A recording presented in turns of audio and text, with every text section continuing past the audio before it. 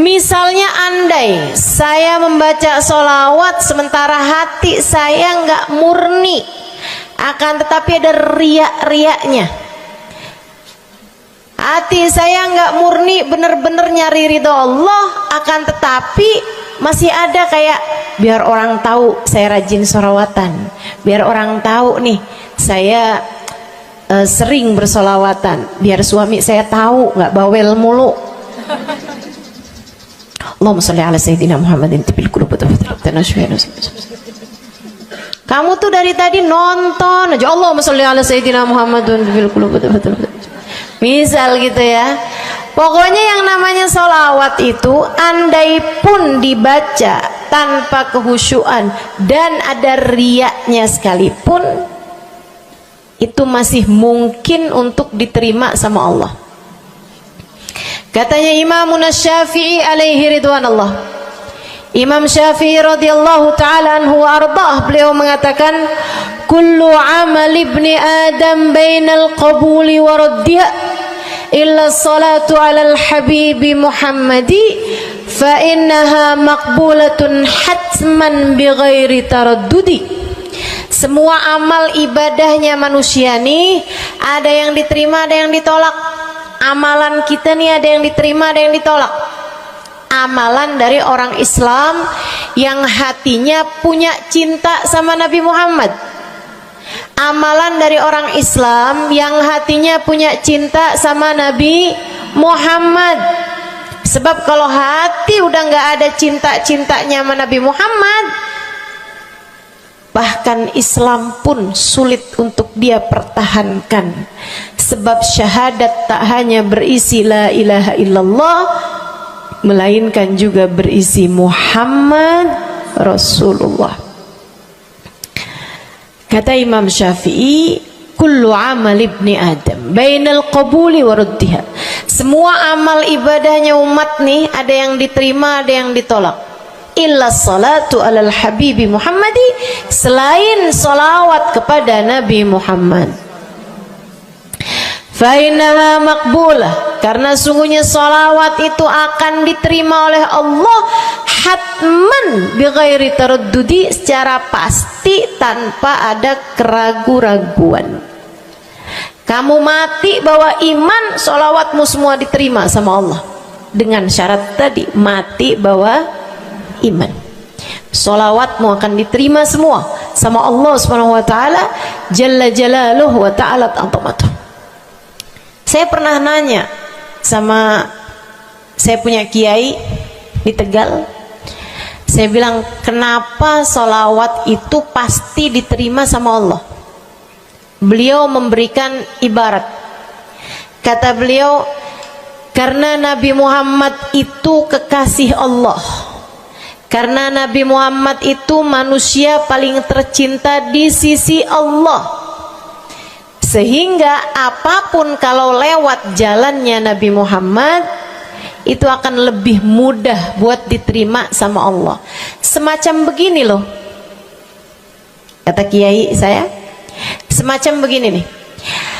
Kamu kalau kirim surat misalnya ke gubernur, apalagi presiden, apalagi raja misalnya, kamu kalau mau kirim surat kepada orang besar, maksudnya orang yang memiliki kekuasaan atau pangkat atau apapun lah. Nah itu kan mau nyampe nya surat tersebut dari kampung nih, minta jalannya dibenerin, mau kirim surat ke gubernur, itu mesti lewat desa, habis desa ke kecamatan, habis kecamatan, kabupaten, habis kabupaten, baru kemudian melewati banyak-banyak pintu untuk bisa surat tersebut sampai. Itu pun begitu nyampe ke gubernur belum tentu dibaca, betul? Kalaupun dibaca belum tentu dibalas, betul?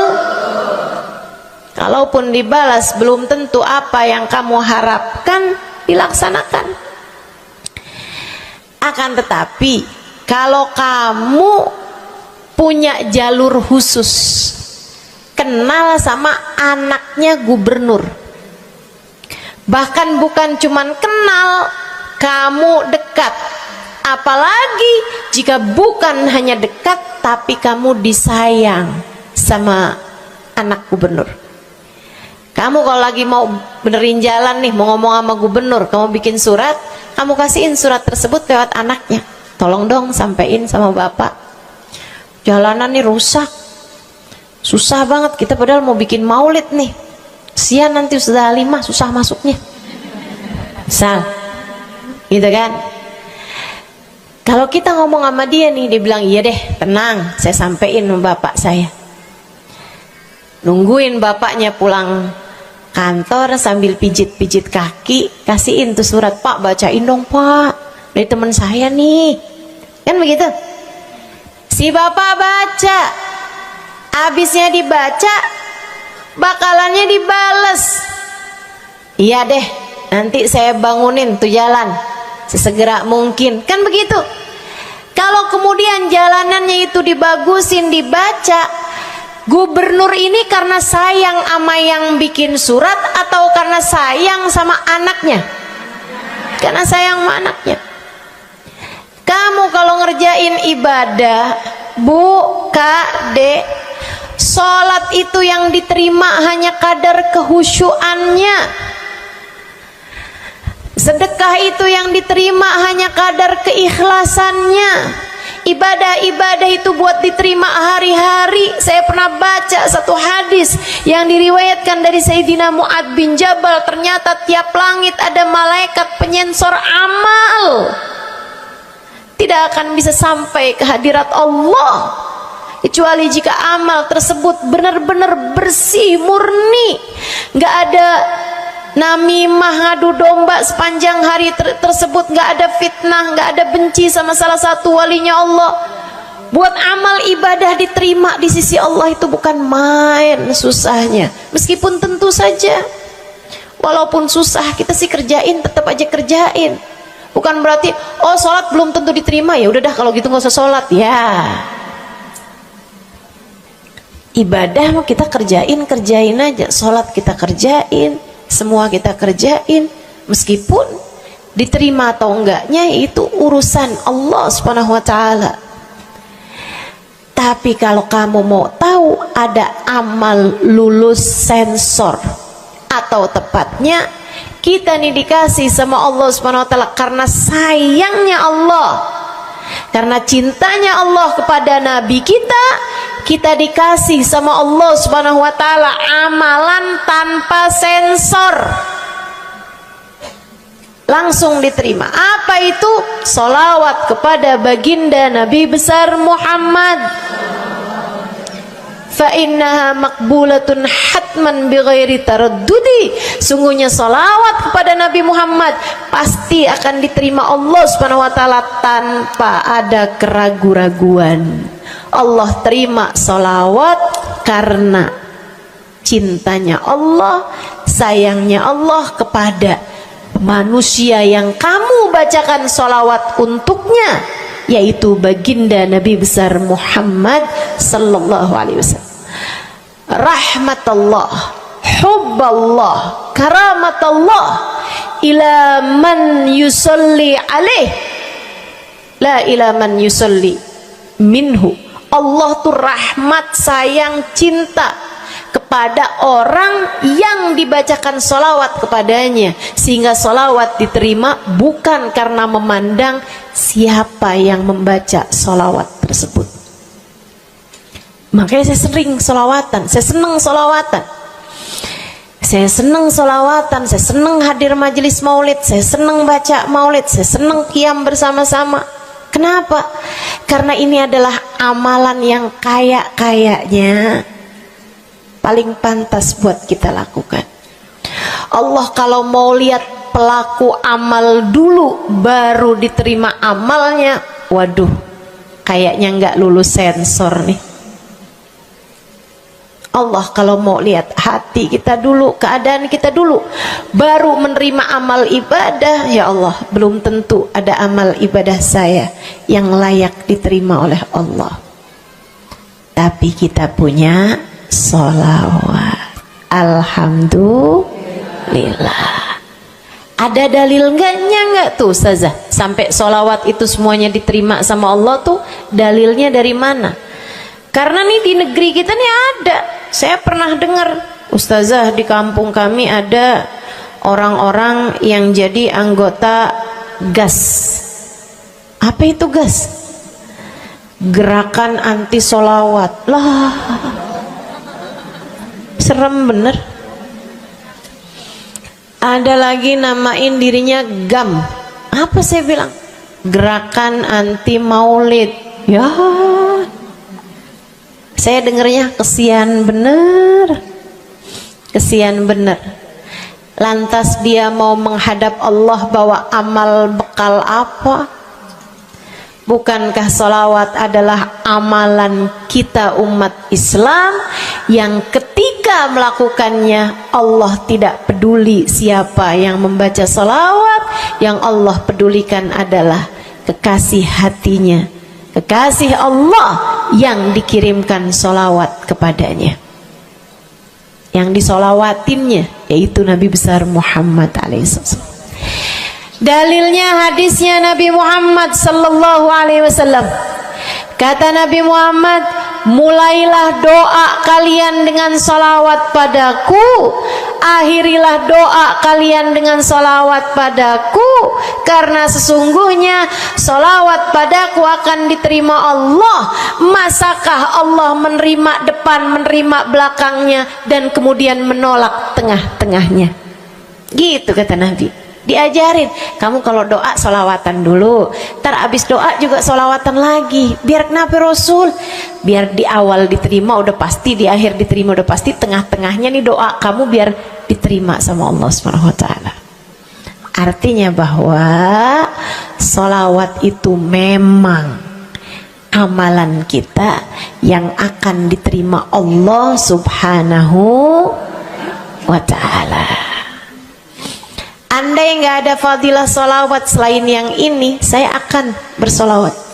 Andai nggak ada fadilah lain nih, nggak ada. Solawat tuh fadilahnya cuma amal ibadah yang diterima sama Allah. Saya mau kerjain, karena nggak gampang mau nyari amal ibadah yang kita pantas diterima oleh Allah Subhanahu Wa Taala. Bu, solatmu seberapa mampu buat khusyuk? Hah? Lagi sholat ada tetangga ketuk pintu, dibukain sama anak kita. Itu sebelum dibukain hati kita, ya ampun pada kemana sini? Nggak dibuka-buka tuh siapa lagi yang datang? Kita udah sampai yang Bismillahirrahmanirrahim, sampai kita keras-kerasin, kagak juga ada yang bukain pintunya. Udah berisik sholat kita, Bu. Baca apaan, yang kita inget apaan? Habis dibukain pintu diomongin, iya nih mau ngundang tetangga belakang rumah nih, mau nyunatin anaknya nanti hari Minggu jam 8 pagi. Iya ada pengajian, ngundang kiai dari kampung sebelah. Itu semuanya informasi yang disampaikan sama tuh tamu, kita dengar semua. Sampai udah mikir mau ngamplop berapa enaknya ya. Panjang bener. Betul begitu? Pakai baju yang mana ya? Betul begitu? Berisik. Ustazah kok tahu? Iya, nah saya juga gitu. Sholat kita masih bising, sholat kita masih berisik. Rasanya masih belum pantas sholat kita ini untuk bawa kita menuju surga. Belum pantas rasanya sholat kita ini untuk kita haturkan kepada Allah Subhanahu wa ta'ala. Sholat kita ini belum layak diterima, bagaimana mungkin untuk dibalas? Diterima aja masih belum pantas. Katanya Sayyidina Hasan Al-Basri alaihi ridwanullah, salah la tahdur fiha al-qalb fahiya ila al-uquba asra. Salat yang hati kamu nggak hadir di dalamnya lebih mendekatkanmu kepada azabnya Allah Subhanahu wa taala. Naudzubillah min dzalik. Gimana nih modelannya? Nggak bisa kita andalkan salat kita, meskipun tentu saja kita tetap harus salat. Jangan tinggal salat. Ninggal salat tuh kayak lagi gunting-guntingin tali yang antara kita dengan Nabi Muhammad. Kita nih sama Allah dikasih banyak tali nih. Kamu kalau berani ninggal sholat tuh kayak lagi guntingin tali. Sekali kerjain, cret, putus. Sekali lagi kerjain, cret, putus. Ada beberapa tali, udah tuh. Ninggalin sholat beberapa kali dengan kesengajaan, dengan pengetahuan, sangat sulit untuk menyambungkan dirimu dengan baginda Nabi besar Muhammad sallallahu alaihi wasallam yang telah mengatakan sesungguhnya perbedaan antara kita dengan orang non muslim adalah urusan sholat. Jadi itu fadilahnya sholawat. Jadi amal ibadah yang akan diterima Allah. Yang kedua,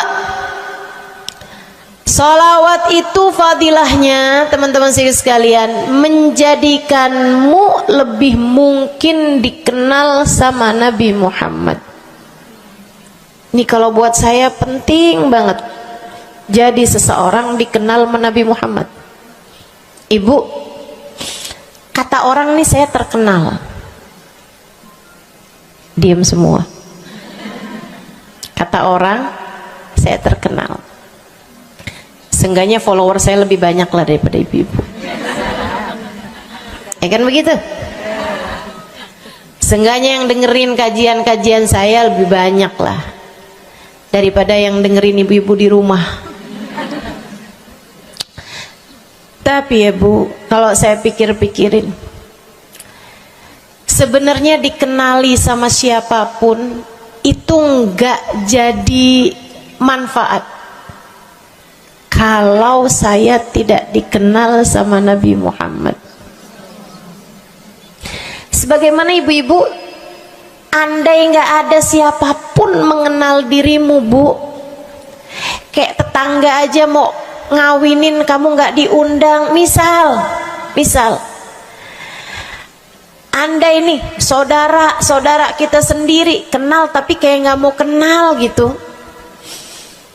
Andai nggak banyak orang kenal sama kita gitu kan, karena ya kita bukan sesiapa, misalnya gitu.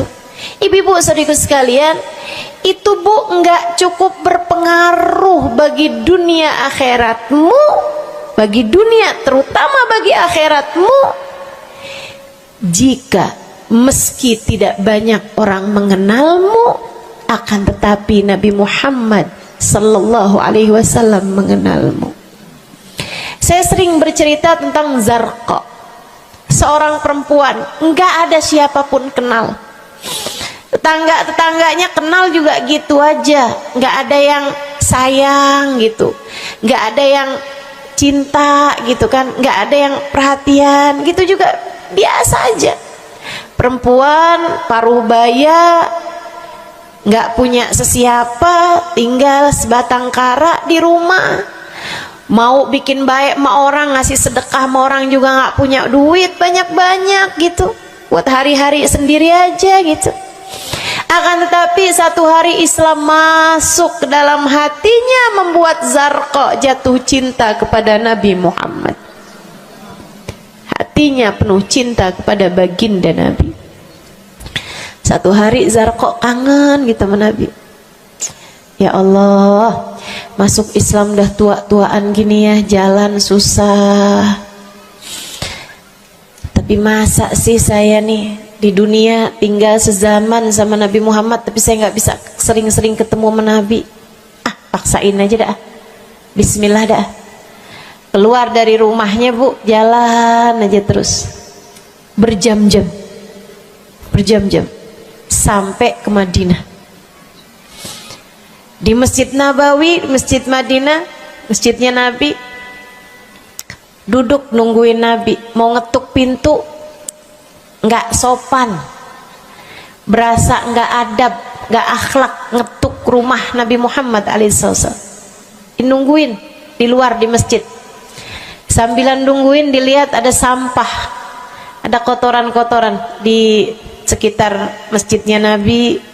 Di lantainya kan tanah, dindingnya juga bukan sesuatu yang ini gitu, nggak dicat juga gitu kan.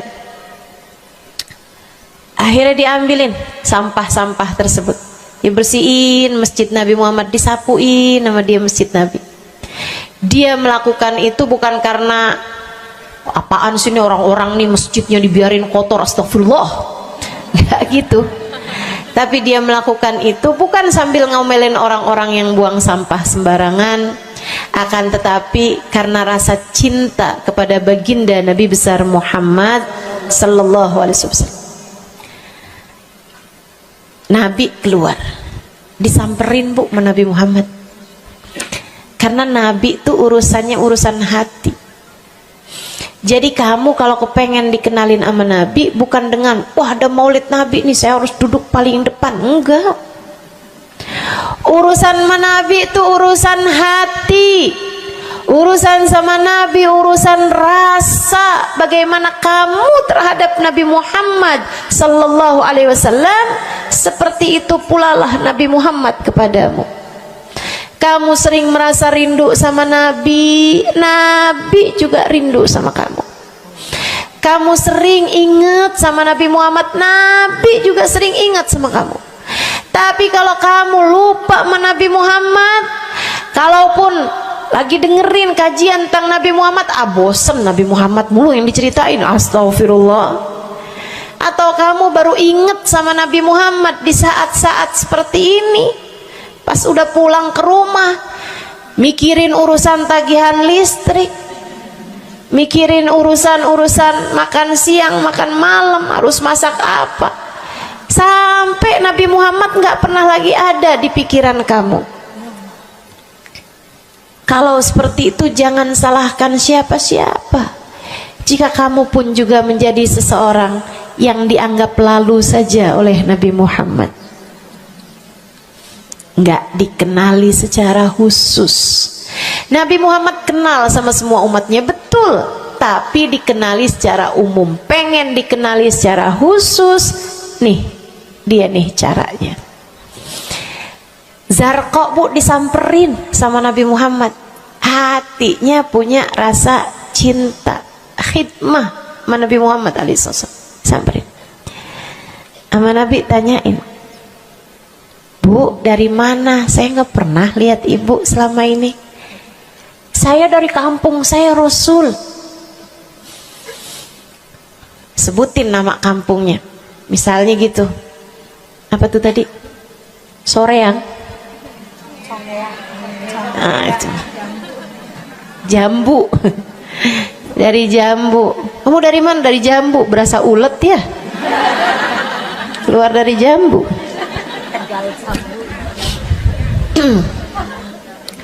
Sehingga sekalian, Nabi kemudian bilang, dia bilang nih si Zarqa, nama saya Zarqa Rasul, saya dari kampung. Oh, datang ke sini naik jalan kaki Rasul. Wah, kesini mau nyapu? Enggak Rasul, ingin bertemu denganmu, tapi kebetulan aja Rasul sambilan nungguin sambil nyapu. Oh, makasih ya Bu ya, makasih. Didoain sama Nabi Muhammad. Waduh, Zarqa girang, seneng banget. Seneng banget. Makasih Rasul, pulang. Tuh, penuh hatinya dengan rasa cinta. Penuh hatinya dengan rasa rindu pulang. Berapa hari kemudian, aduh, datang kangen lagi nih. Kuota cinta yang udah asalnya penuh, habis lagi nih. Berangkat lagi, kali ini niat bawa sapu, bawa lap, nyapuin rumah masjid Nabi, nyapuin, bersihin barang-barang di tempat Nabi. Terus begitu berkali-kali. Satu waktu Nabi Muhammad kehilangan dia. Kok lama nggak pernah kelihatan? Habis selesai sholat, Nabi Muhammad berdiri. Kata Nabi Muhammad, man minkum ra'a zarqa, siapa di antara kalian yang lihat zarqa? Itu sahabat saling toleh menolong. Zarqa siapa sih? Zarqa siapa sih? Kagak ada yang kenal,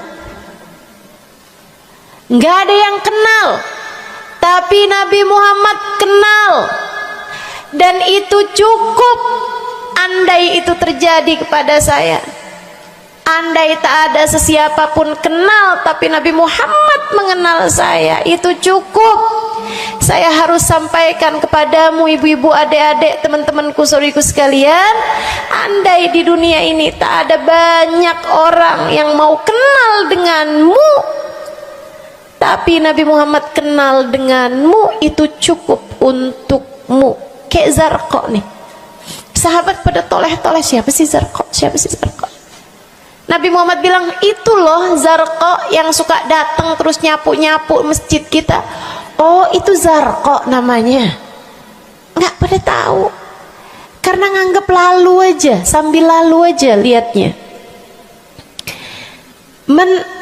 Minkum ra'a Zarqa, kata Nabi, siapa di antara kalian yang lihat Zarqa? Ada sahabat belakang angkat tangan.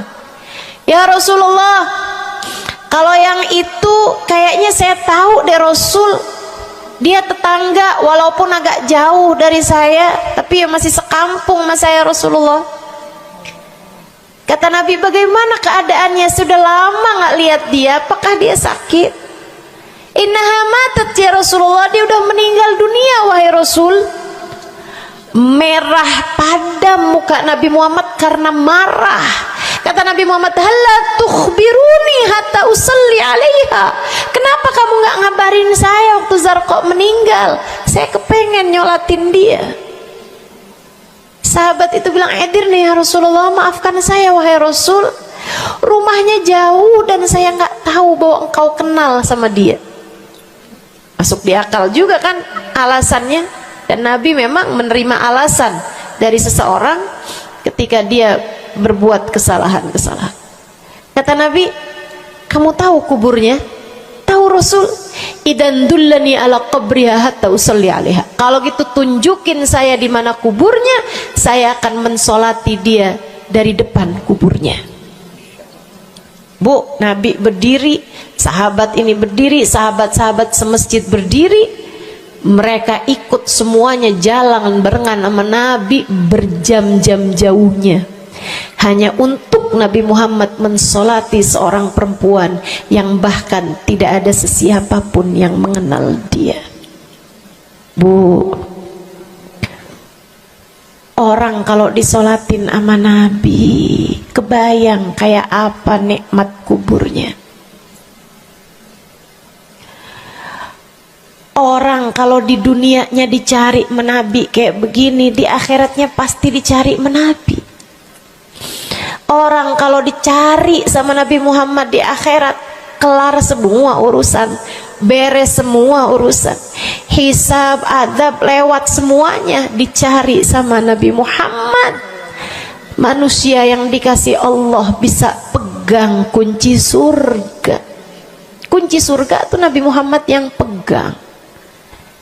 Jadi ibu-ibu sekalian, kamu belajarlah, berusahalah buat jadi orang yang dikenali sama Nabi Muhammad. Gimana caranya Ustazah? Salah satunya adalah dengan bersolawat. Saya dapat satu cerita dari guru saya, Sayyidil Habib Umar bin Hafiz. Kata Habib Umar, ada seseorang satu malam bermimpi Nabi Muhammad SAW.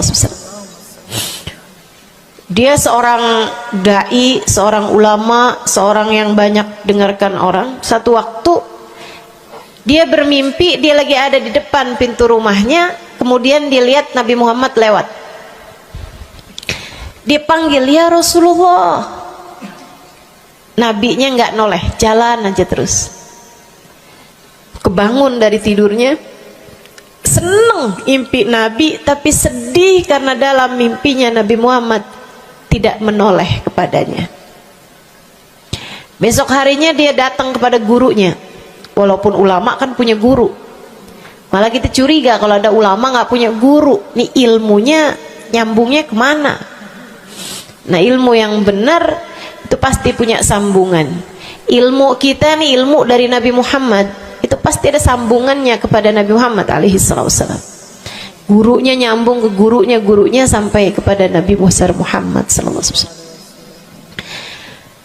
Akhirnya dia datang kepada gurunya, ya Syekh, ra'aitul barihah Rasulullah sallallahu alaihi wasallam. Syekh, tadi malam nih saya ngimpi Nabi Muhammad. Nabi Muhammad lewat depan saya, fanadaituhu, saya panggil Nabi Muhammad, falam yujibni, tapi Nabi Muhammad tidak menjawab panggilan saya. Sedih banget saya, Syekh, kenapa ya Nabi Muhammad gak noleh saya panggil. Syekhnya bilang, fa innahu lam ya'rifka ba'd. Nabi gak mau noleh sama kamu karena Nabi Muhammad gak cukup kenal sama kamu. Gimana cara saya biar dikenali sama Nabi Muhammad? Syekh tersebut menjawab, akfir minas salati alaih, perbanyaklah membaca salawat kepada Nabi Muhammad. Baik Syekh. Jadi murid nih, dikasih tahu sekali langsung kerjain. Tiap hari baca salawat, selain agar dia jadi tambah dekat, tambah kenal dan dikenali sama Nabi Muhammad sallallahu alaihi wasallam. Dia baca sholawat bukan biar tanah cepat laku. Dia baca sholawat bukan karena bosan menjomblo biar jodoh cepat datang. Bukan. Dia baca sholawat hanya karena ingin semakin dekat dengan Nabi besar Muhammad. Tuh cobain. Kamu kalau baca sholawat gak usah ada niat-niatan yang lain. Sholawat biar dicinta sama suami lah. Kamu baca sholawat itu mestinya biar dicinta sama Nabi, bukan biar dicinta sama orang lain. Itu kan kayak mendekati seseorang padahal pengen dicinta sama orang lain, kan aneh. Kalau kamu pengen dicintanya sama orang lain, ya udah deketinnya dia dah, bukan deketin Nabi gitu. Kayak semacam agak kurang adab ya pada Nabi Muhammad alaihissalam. Dia banyak baca sholawat sampai sebulan, 2 bulan, 3 bulan, 4 bulan, 5 bulan, karena segala sesuatu tuh nggak instan. Beberapa waktu yang cukup lama dia kembali bermimpi Nabi besar Muhammad. Mimpinya persis sama tuh kayak yang tadi. Dia lihat Nabi Muhammad lewat di depannya. Dipanggil Nabi Muhammad, ya Rasulullah. Nabi berhenti, noleh dengan seluruh tubuhnya. Assalamualaikum warahmatullahi wabarakatuh ya Rasulullah. Nabi Muhammad menjawab, waalaikumsalam warahmatullahi wabarakatuh. Dalam mimpinya dia sekalian nanya sama Nabi, ya Rasulullah, dulu saya bermimpi yang sama denganmu wahai Rasul, sama dengan sekarang wahai Rasul. Aku memanggilmu akan tapi engkau tidak menjawab panggilanku. Nabi Muhammad mengatakan, dzakal yaum lam a'rifka ba'd. Hari itu saya belum cukup mengenalmu. Falamma aktsarta minas salati alayya, tatkala kamu banyak membaca salawat kepadaku, sirtu arifuk, sekarang aku jadi kenal denganmu. Enak bener. Mau baca salawatan? Banyak-banyak. Kapan mulainya? Maksud saya dalam hari-hari kamu tuh. Minggu depan mulainya, hari ini insya Allah ya. Sehingga sekalian saya muliakan tuh sholawat fadilahnya. Pertama, amal yang pasti diijabah, amal yang pasti diterima. Yang kedua, banyak baca sholawat membuat kamu kenal dan dikenali sama Nabi Muhammad sallallahu alaihi wasallam. Yang ketiga nih, sampaikan oleh Nabi Muhammad alaihissalam kepada sahabatnya. Yang ketiganya adalah menjadikan dosa-dosa terampuni dan menjadikan kesusahan-kesusahan diangkat Allah SWT. Jadi ini 3 dan 4 ya, dosa diampuni, kesusahan-kesusahan diangkat Allah Ta'ala.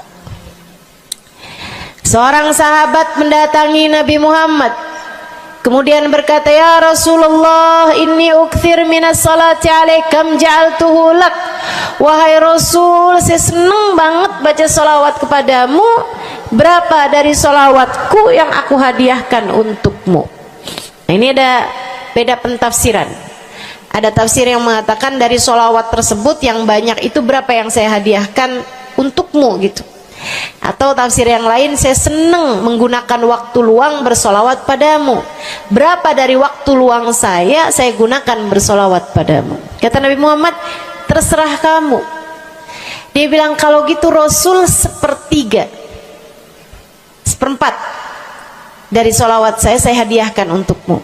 Khair, kata Nabi. Fa in zitta fahuwa khairun lak. Kalau kamu tambahin lebih bagus lagi. Idan fathuluth. Kalau gitu 1/3 deh Rasul.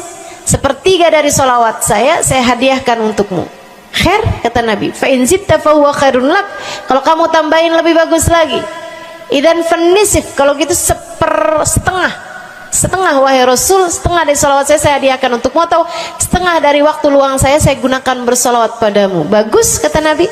Fa in zitta fahuwa khairun lak. Kalau kamu tambahin lebih bagus lagi.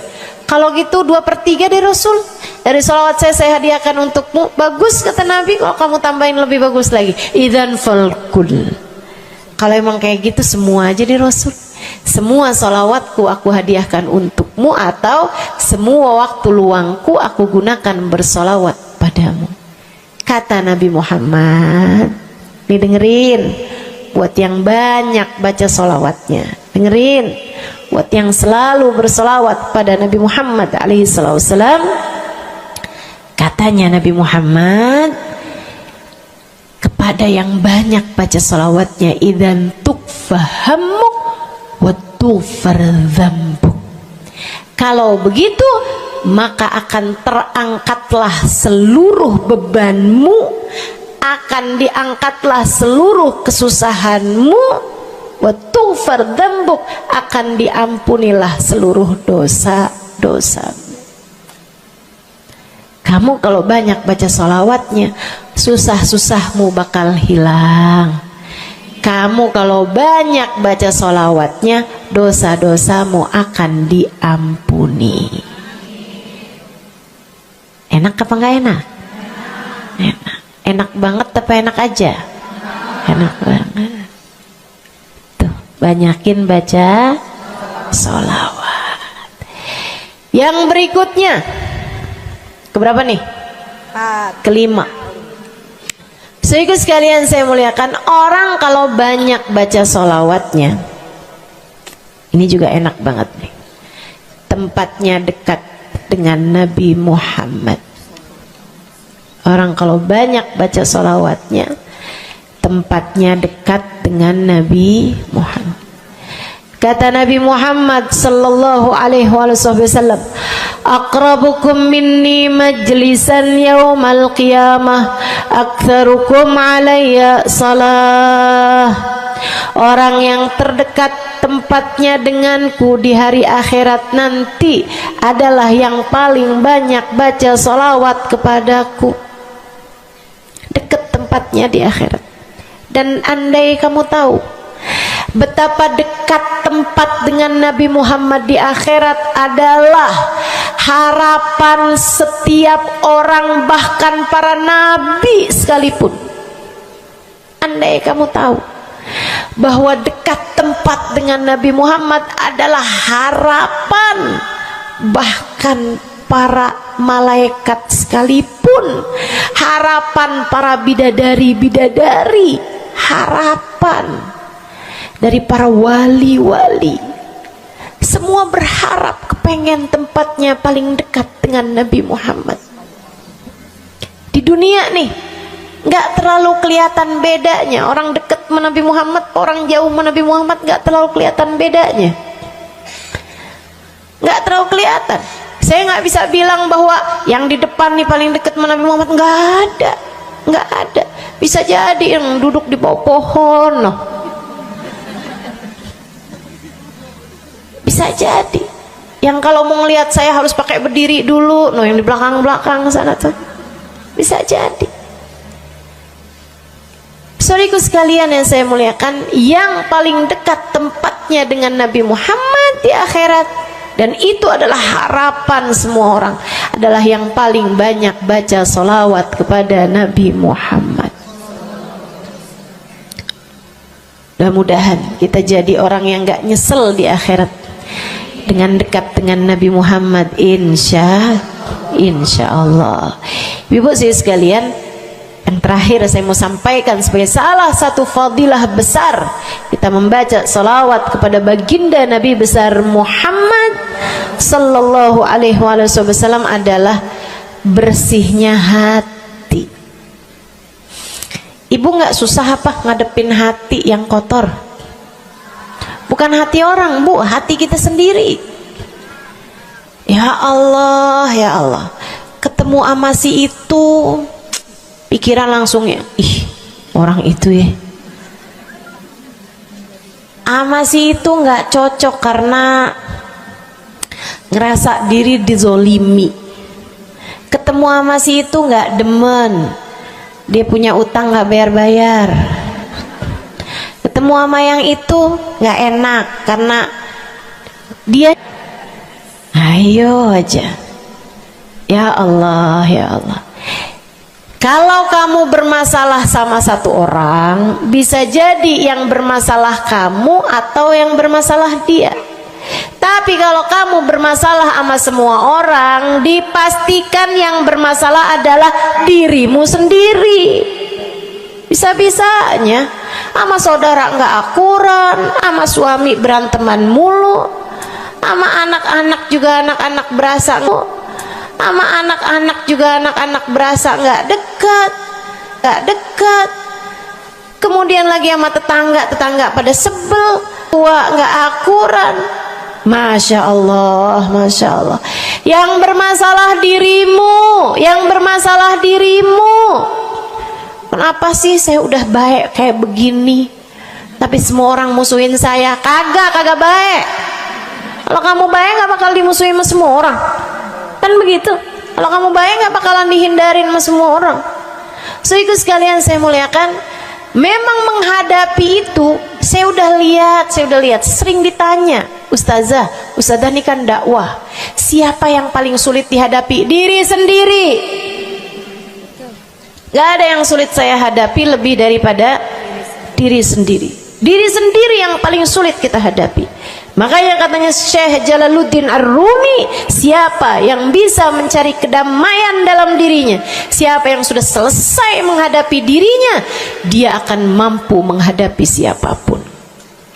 Itu yang diminta Sayyidina Musa alaihi salam, Nabi Allah Musa, ketika diminta untuk menghadapi Fir'aun. Yang beliau minta sebagai bekal adalah kemampuan menghadapi diri sendiri yang bersumber dari hati yang lapang. Karenanya begitu diminta untuk menghadapi Fir'aun, yang diminta oleh Nabi Musa, Rabbi syrahli sadri, ya Allah lapangkanlah dadaku, wa yassirli amri, mudahkanlah urusanku. Jadi yang diminta sama Nabi Musa bukan yang siapkan peralatan ya Allah buat saya, ya Allah siapkan mukjizatku ya Allah, yang sekali lirik Fir'aun langsung tunduk sama saya gitu ya Allah. Nggak gitu yang diminta. Ya Allah saya minta, ya Allah saya bisa pegang apapun, bisa saya ubah jadi ular biar bisa. Nggak gitu Nabi Musa. Yang diminta adalah kemampuan menghadapi diri sendiri. Rabbi syrahli sadri, ya Allah lapangkan dadaku, mudahkan urusanku, biar saya bisa ngadepin Fir'aun dengan lebih bijak, biar saya bisa ngadepin orang lain dengan akhlak yang terpuji. Tuh Nabi Allah Musa. Saudaraku sekalian yang saya muliakan, karenanya nih paling susah dihadapi nih hati sendiri, diri sendiri paling susah dihadapi. Saya sebagai orang yang sulit menghadapi diri saya sendiri, saya sampaikan salah satu dari tips yang bisa saya bagikan kepadamu: banyakin baca sholawat. Cobain. Kalau hati kamu lagi gelisah, kalau hati kamu sedang dirundung cemburu, kalau hati kamu sedang dihantui oleh rasa-rasa yang gak enak, kalau hati suudzon terus-terusan, kalau hati merasa sedih terus-terusan, nih saya kasih tahu teman-teman sekalian, jangan kamu pikir setan itu hanya godain dengan cara ngajakin berbuat dosa. Nggak selalu. Setan punya banyak cara, dan yang seringkali dipakai caranya oleh setan adalah mengganggumu dengan cara membuat kamu sedih. Kayak bawaan sedih mulu, merasa jadi orang paling terdolimi. Saya adalah orang paling malang sedunia, saya menderita, saya muram durja. Ya Allah, sedihnya saya, sedih banget saya. Ya Allah, saya kok hidup saya begini amat. Ya Allah, nasib saya kok sedih banget sih. Ya Allah, saya dimusuhin si ini, si musuhin si itu. Kamu merasa sedih gitu, hati kamu tuh sedih terus-terusan. Bisa jadi itu adalah cara setan untuk membawamu ke jalan-jalannya setan, bikin kamu jadi, saya nggak mau ketemu orang, saya sedih banget nih hati saya. Akhirnya nggak mau ketemu orang. Ada pengajian deket sama rumahnya, nggak mau pergi juga karena nggak mau ketemu sama orang. Ya Allah, ya Allah. Jadi salah-salah. Yuk belajar. Gimana caranya Ustazah biar bisa ngadepin diri sendiri nih? Nah, itu tips dari saya adalah banyakin baca sholawat. Cobain ketika kamu sedang dilanda perasaan-perasaan yang gak enak, ketika kamu sedang dilanda perasaan-perasaan yang membuatmu kesulitan menghadapi diri kamu sendiri, coba pergi wudhu kalau sedang memungkinkan, sedang tidak dalam keadaan berhalangan. Kalau enggak, enggak usah pakai wudhu. Sedang mens, sedang nifas, enggak usah pakai wudhu. Duduk di atas sejadah kalau memang sedang memungkinkan. Kalau enggak, ya enggak usah. Duduk di mana aja. Saudaraku sekalian saya muliakan, pegang tasbih. Mulai. Innallaha malaikatahu yusalluna 'alan nabi ya ayyuhalladzina amanu sallu 'alaihi wa sallimu taslima. Kemudian bersolawatlah kepada Nabi Muhammad. Selawatan Nabi Muhammad. Selawatan Nabi Muhammad. Yang banyak selawatannya. Ustazah nggak mempan nih tipsnya nih. Saya udah selawatan Ustazah, tetap aja hati saya Ustazah tetap panas. Hati saya tetap panas, bawaan melihat suami pengen marah-marah mulu, lihat anak pengen ngomel mulu. Ustazah ininya tipsnya nggak mujarab nih. Berapa banyak membaca salawatannya? 10 kali Ustazah. Nggak banyak namanya, 100 kali Ustazah. Berapa lama kamu baca salawatannya? 2 hari Ustazah. Ya kurang, terusin lagi, kurang, banyakin lagi sampai hati kamu merasa berat. Tuh berarti tuh udah tuh, gitu cara taunya. Sampai kamu lawan rasa berat yang ada dalam hati kamu itu. Banyak amat sih, 1000 nih yakin? Iya baca 1000, berat tuh, tapi terus kamu baca. Saat itulah rahmat Allah akan datang kepada dirimu, akan menyapamu karena banyaknya kamu bersolawat kepada Nabi Muhammad. Setiap solawat kita disampaikan Allah kepada Nabi Muhammad. Nanti kalau kamu banyak baca solawat, tuh nabinya bakalan kenal. Kemudian Nabi akan cari tahu apaan sih. Oh, dia lagi kesulitan ngadepin hatinya. Didoain sama Nabi Muhammad, ya Allah, mudahkan dia menghadapi hatinya ya Allah. Karuniakan akhlak terpuji padanya ya Allah. Bu, 1000 kali kita tengadah tangan nggak ada artinya apa-apa dibandingkan dengan sekali tengadah tangannya Nabi Muhammad untuk kita. Dan itu akan mungkin dilakukan oleh Nabi Muhammad tatkala kamu banyak membaca sholawat kepada Nabi Muhammad. Kenapa bisa begitu?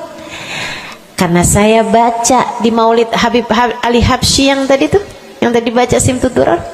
Fama min khuluqin fil bariyati mahmud illa wa huwa mutalaqqan an zainil wujud.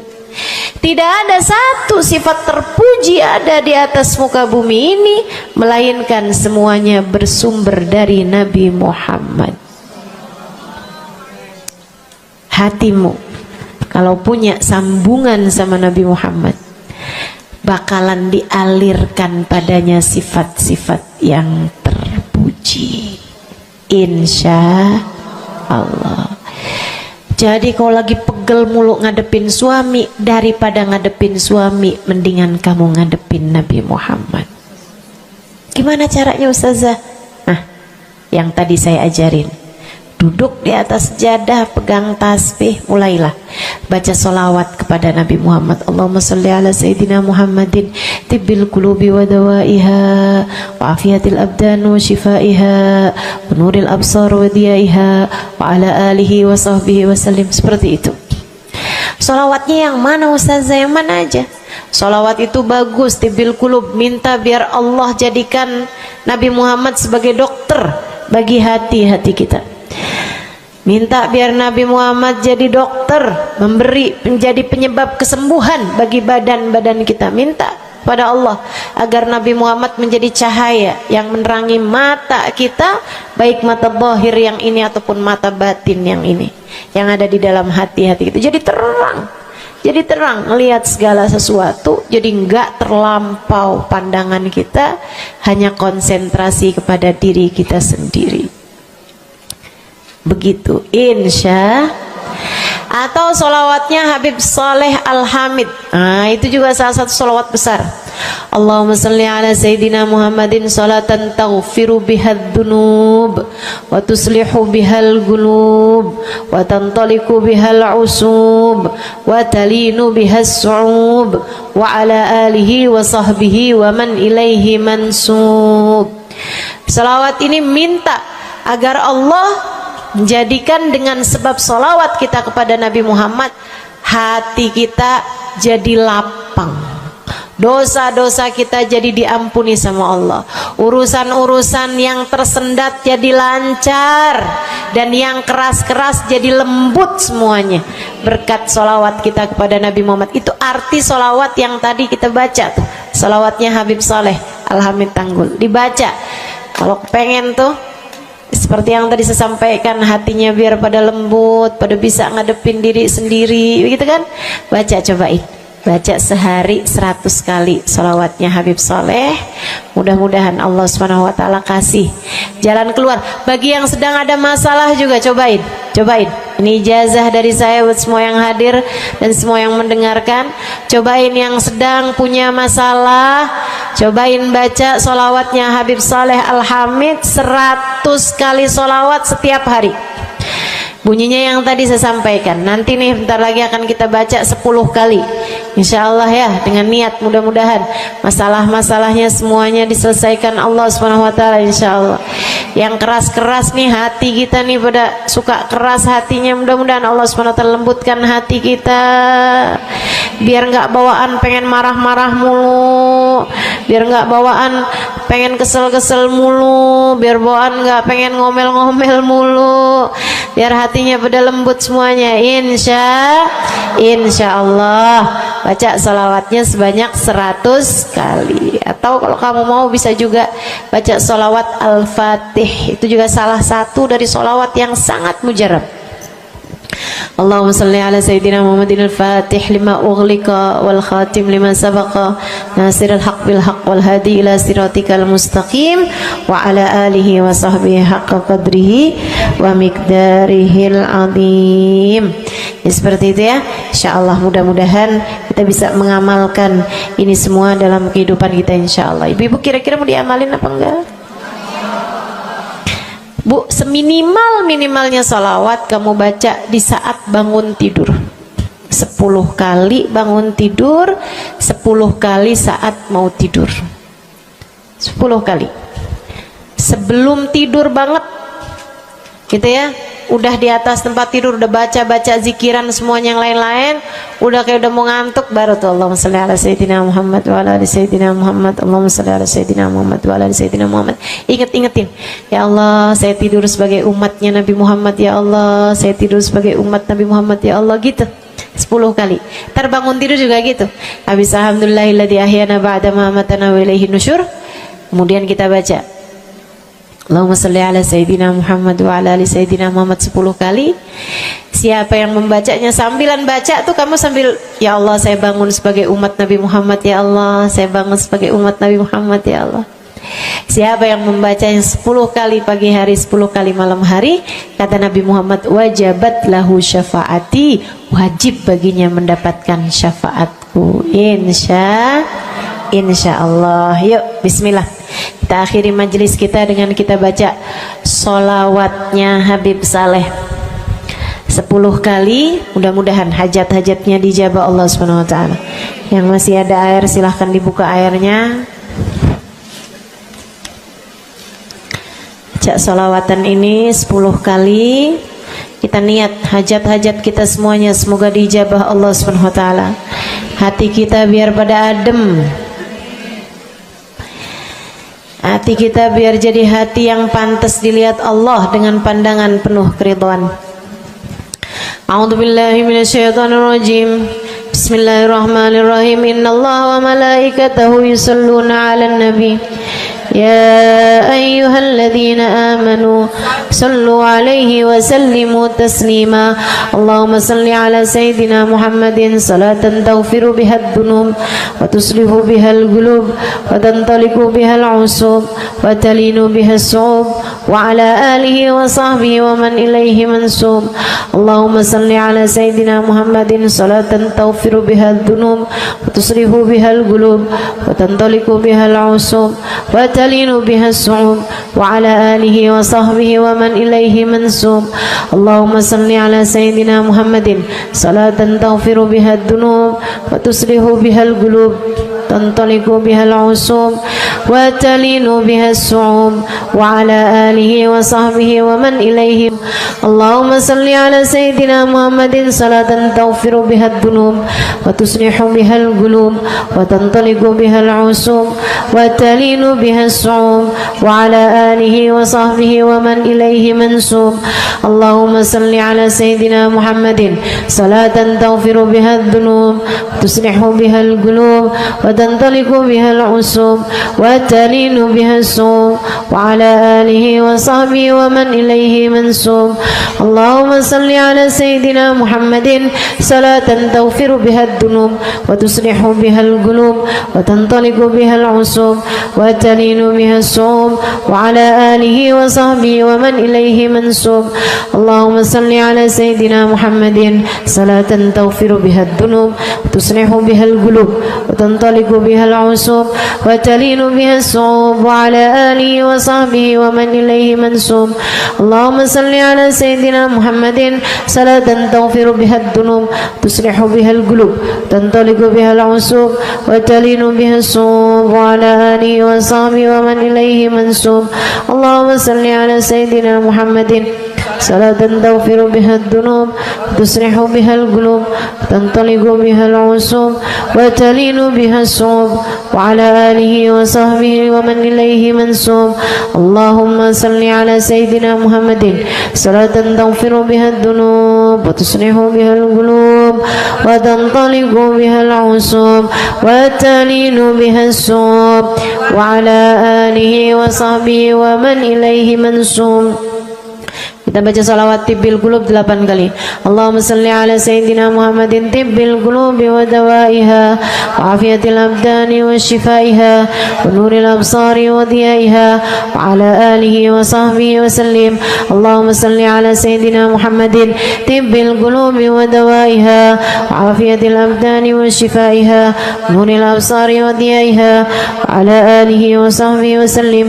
Allahumma salli ala sayyidina Muhammadin tibbil qulubi ودوائها وعافية الأبدان وشفائها ونور الأبصار وضيائها وعلى آله وصحبه وسلم. اللهم صل على سيدنا محمد طب القلوب ودوائها وعافية الأبدان وشفائها ونور الأبصار وضيائها وعلى آله وصحبه وسلم.